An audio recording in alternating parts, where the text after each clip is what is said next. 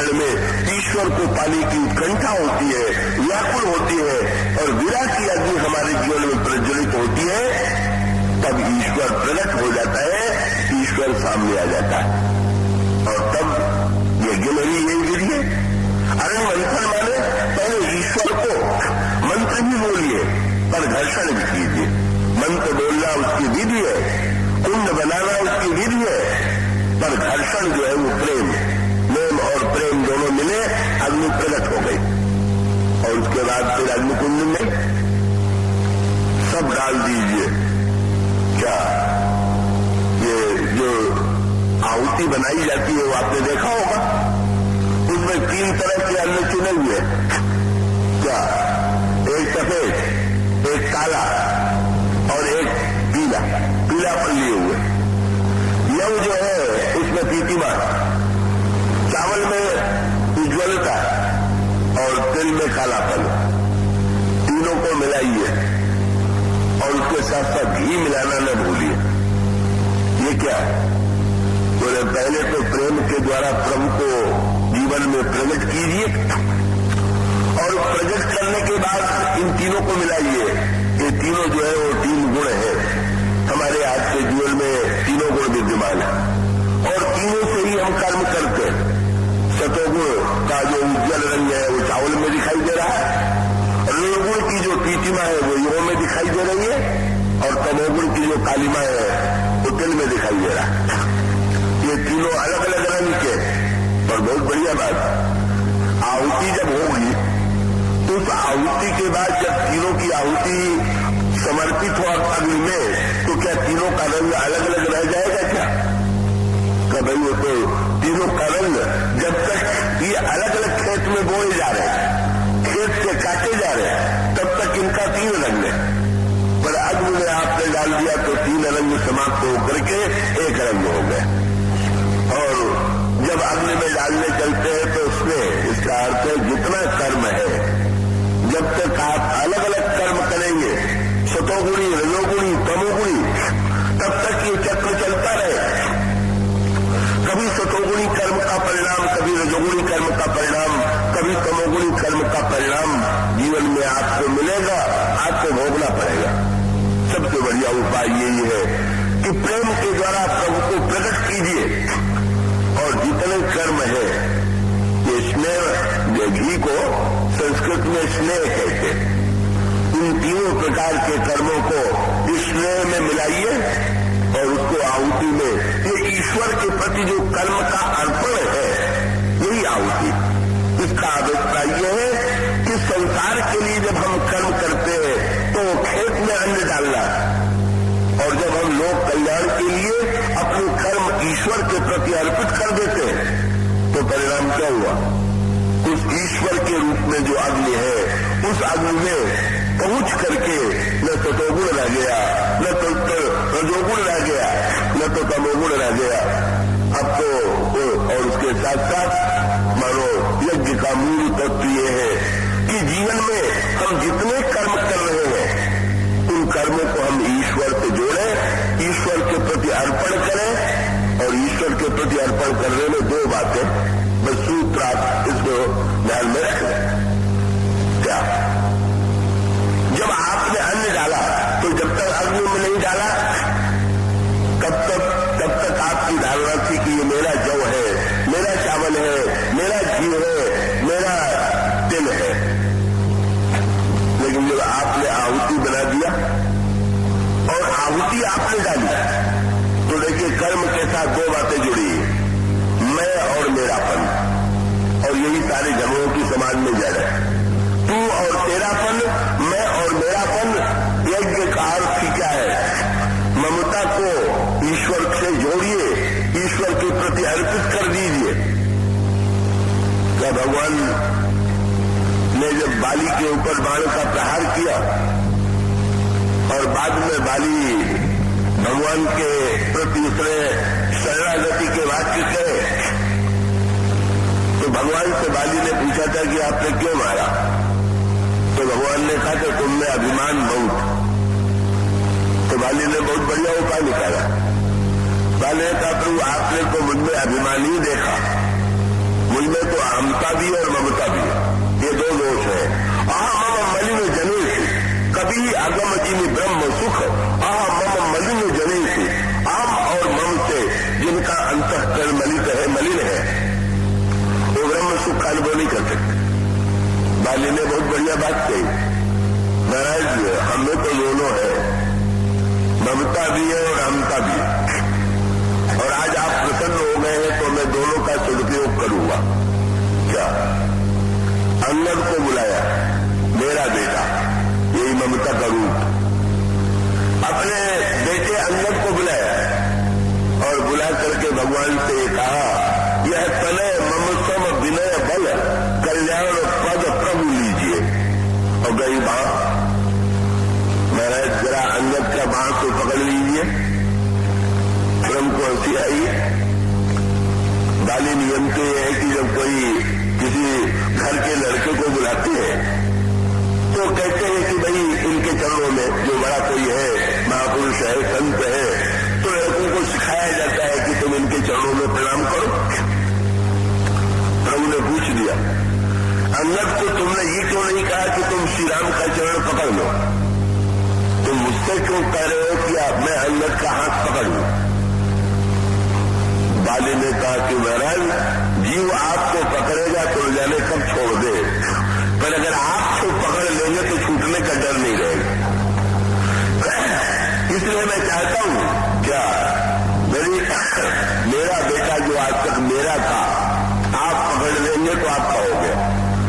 मेरी ममता जो है वो आपसे जुड़ गई, मेरी ममता आपके हाथों में चली गई और रह गई अहमता।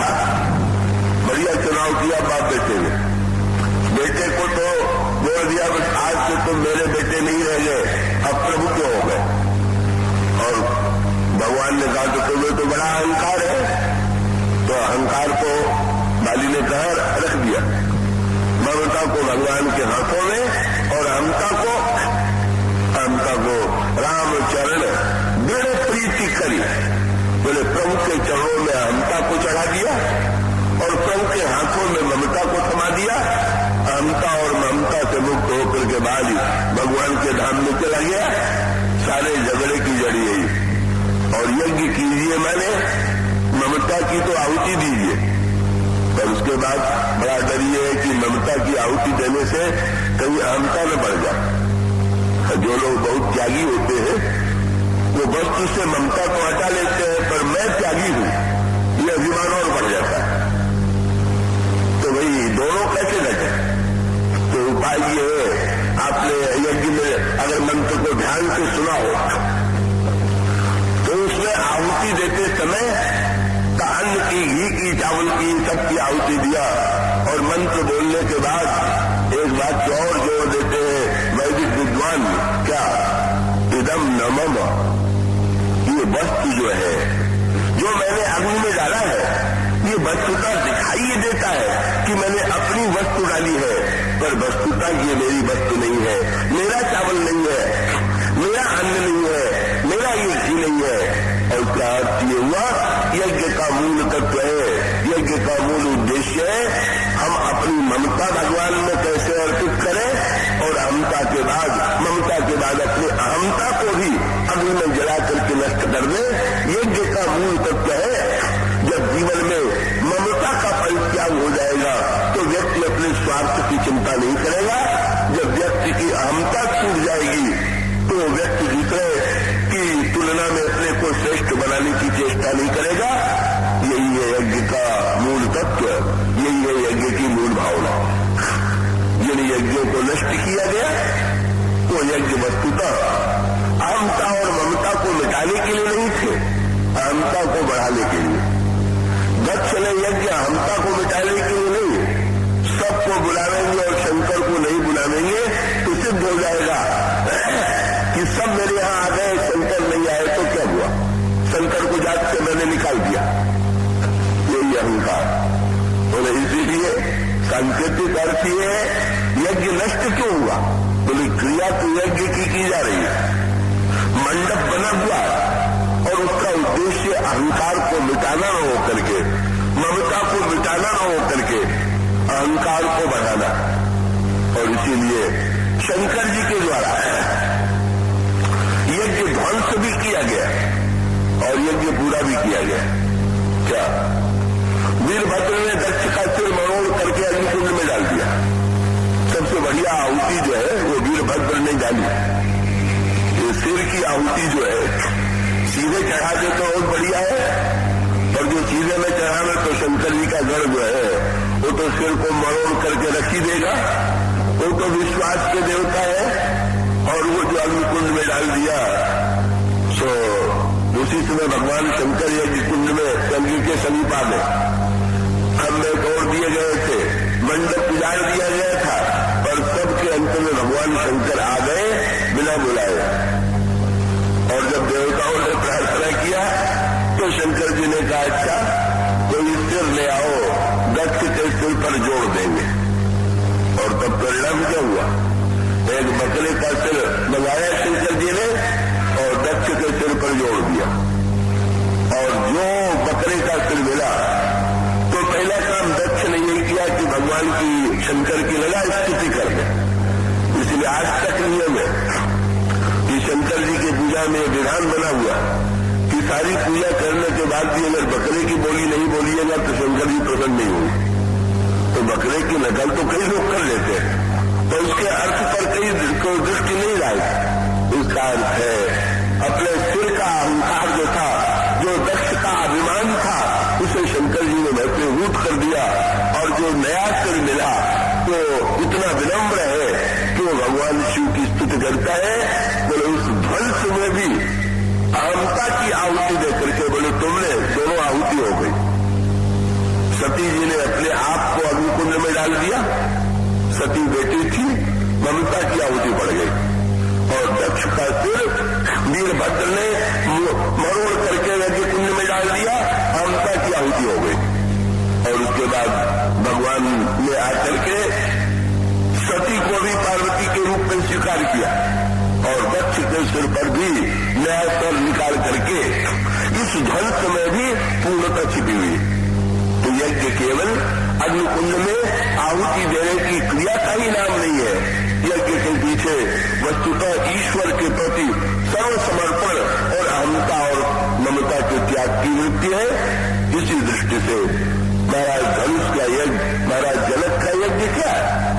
ये अहंता और ममता। धनुष यज्ञ क्या है? अहंता और ममता का महानतम त्याग, और ये संकल्प जनक ने किया है। इस यज्ञ को भगवान कैसे पूर्ण करते हैं इसकी व्याख्या कल होगी, आज इतना ही।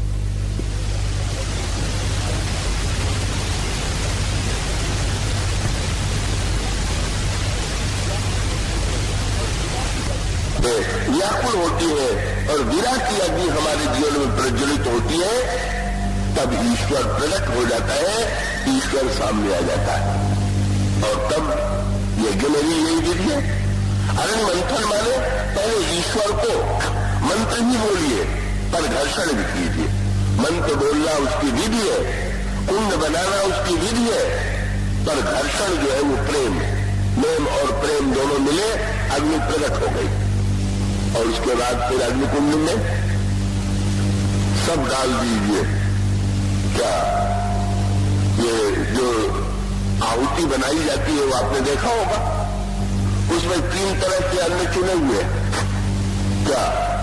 एक सफेद, एक काला और एक पीला, पीला पर लिए हुए।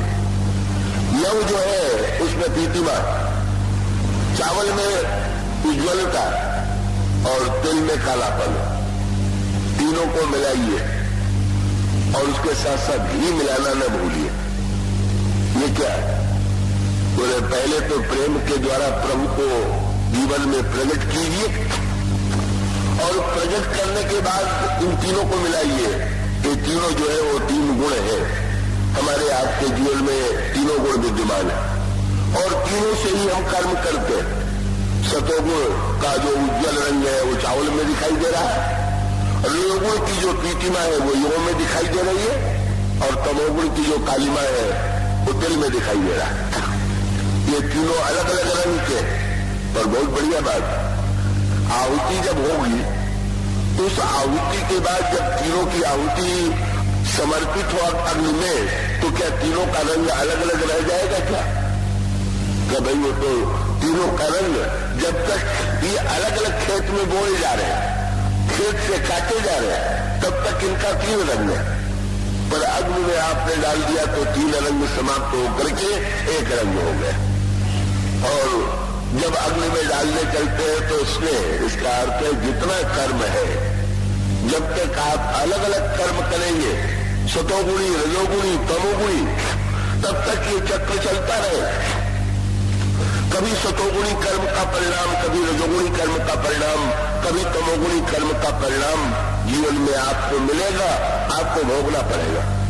सबसे बढ़िया उपाय यही है कि प्रेम के द्वारा प्रभु को प्रकट कीजिए, और जितने कर्म है, ये स्नेह, घी को संस्कृत में स्नेह कहते हैं, इन तीनों प्रकार के कर्मों को स्नेह में मिलाइए और उसको आहुति में, ये ईश्वर के प्रति जो कर्म का अर्पण है, यही आहुति।